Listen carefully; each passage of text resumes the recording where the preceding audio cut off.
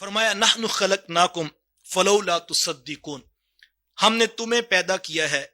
فلولا تصدقون، پھر تم اس بات کی تصدیق کیوں نہیں کرتے ہو؟ پیدا ہم نے تمہیں کیا تو تم اس بات کو قبول کرو، اس کی تصدیق کرو کہ والد تو نے ہمیں پیدا کیا۔ افرا، اچھا پھر آگے یہ سوالیہ انداز میں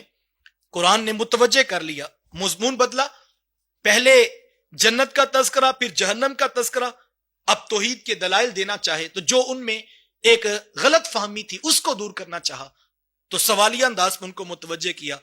نحن خلقناکم فلولا تصدقون، جب ہم نے تمہیں پیدا کیا تو تم تصدیق کیوں نہیں کرتے؟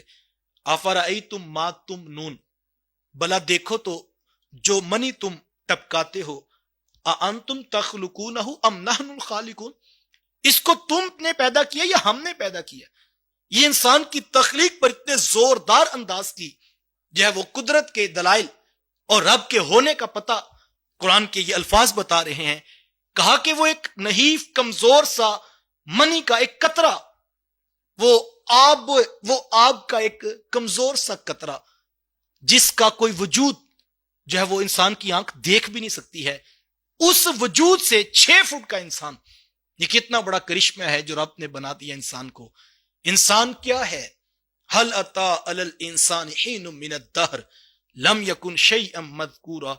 اللہ فرماتا ہے اس پر ایک ایسا وقت بھی گزرا ہے کہ یہ قابل ذکر شے بھی نہیں تھا۔ ایک پانی کا نحیف اور کمزور سا قطرہ، کس نے اس قطرے کے اندر موجود لاکھوں کروڑوں سپرمز، اس میں سے کسی ایک کا انتخاب کس کے قبضہ قدرت میں ہے؟ کس کی قدرت ہے کہ جس نے لاکھوں سپرمز کے اندر سے ایک کو اختیار دیا اور وہ ماں کے رحم کے اندر تک رسائی حاصل کرتا ہے؟ کتنے ہیں جو ضائع ہو جاتے ہیں، لیکن ایک کا کسی کے پاس اختیار ہے، اور جب وہ وہاں پہنچتا ہے، اللہ اکبر، اللہ قرآن میں ہوتا ہے فی قرار مکین ثم جعلناه نطفۃ فی قرار مکین،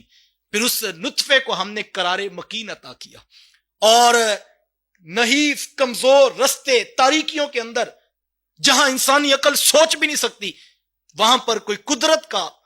کرشمہ ہے جو ہونے والا ہے، اور حضرت انسان کی تخلیق وجود میں آنے والی ہے،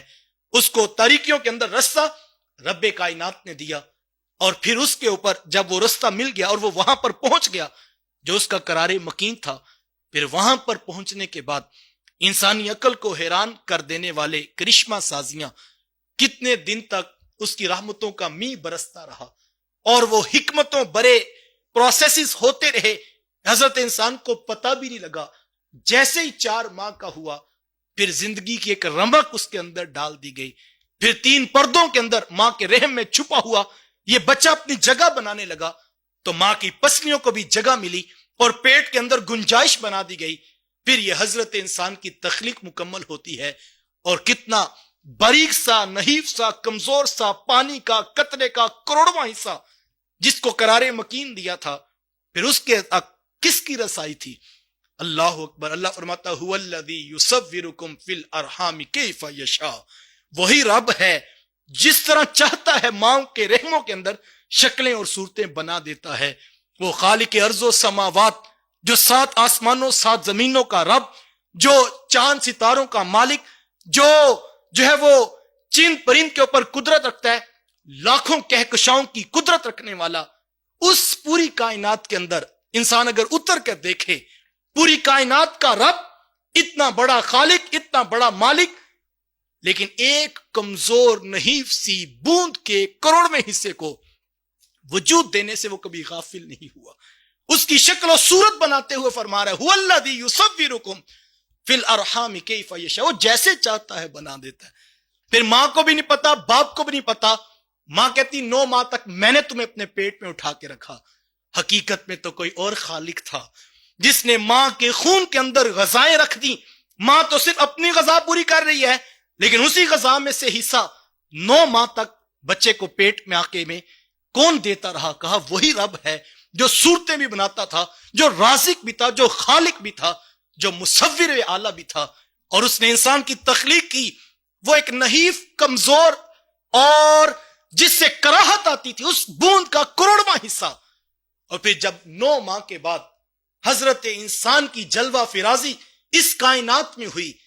تو ہر کوئی دیکھتا ہے تو اش اش کر کے کہتا ہے کیا چاند جیسا گول مٹول چہرہ ہے، کیا چمکتی آنکھیں ہیں، کیا گلابی ہونٹ ہیں، کیا خوبصورت کان ہیں، کیا سلکی اور ریشم نما بال موجود ہیں۔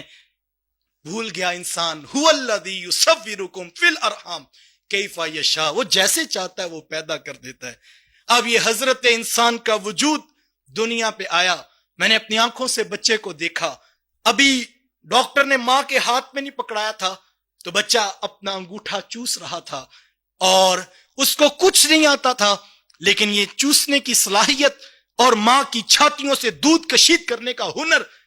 کس نے اس 9 ماہ کے پیٹ میں چھپے ہوئے بچے کو سکھا دیا؟ سب کچھ تو دنیا میں آ کر انسانوں سے، اساتذہ سے، ٹیچر سے، رہنماؤں سے سیکھنا تھا،